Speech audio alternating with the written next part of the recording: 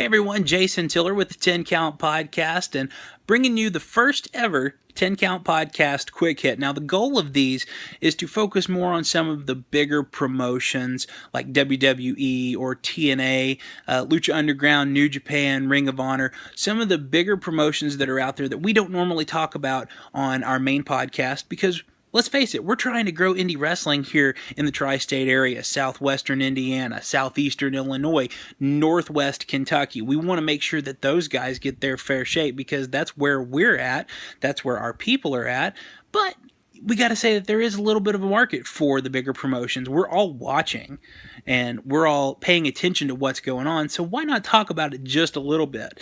Anyway, sitting here watching SmackDown tonight, and it's Cesaro versus Miz, one of the best matches of the night. Cesaro, of course, he's an excellent worker, but I think Miz is so underrated. He is one of the best performers on the roster as a heel champion. And what I mean by that is Miz really knows how to get under everyone's skin. If you go back and listen to our podcast with Bareback Jack, he talks about how he really likes The Miz. And, I mean, just some of the things he says, like when my hand goes up, your mouth goes shut. That's something you hear in elementary school, and it's so patronizing, and it's so annoying for someone to hear. And we can all go back to 6th grade when our teacher said that to us, and all it did was piss us off.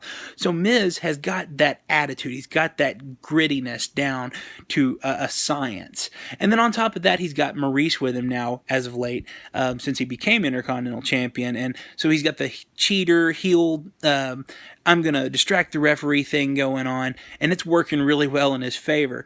But I think the most intriguing thing about The Miz is that his character has developed from this Midwesterner. You know, of course, he's from Ohio, and he's done his WWE movies, which we all know are so god-awful sometimes. But he now introduces himself as the Alister. He's from Hollywood, California, and we all know that he is just this hick from Ohio. But he's risen above his humble beginnings. He's better than everyone else, and I think that is what makes The Miz as a heel one of the best and most underrated. Now, with the brand split coming back, I think Miz gets a big push.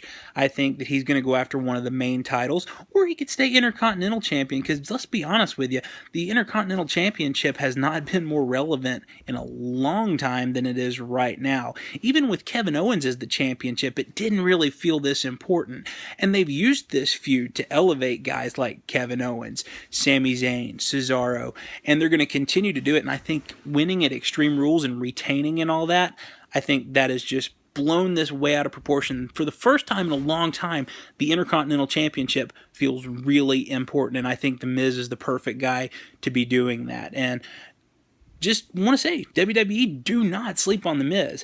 Do not underrate this guy, because the minute you do, you're going to lose him, just like you've lost some of the great performers here in the last few weeks. I mean, Cody Rhodes, Damian Sandow, some of these guys that have just performed so well but not been used in the past, and I think that's the Achilles heel of WWE.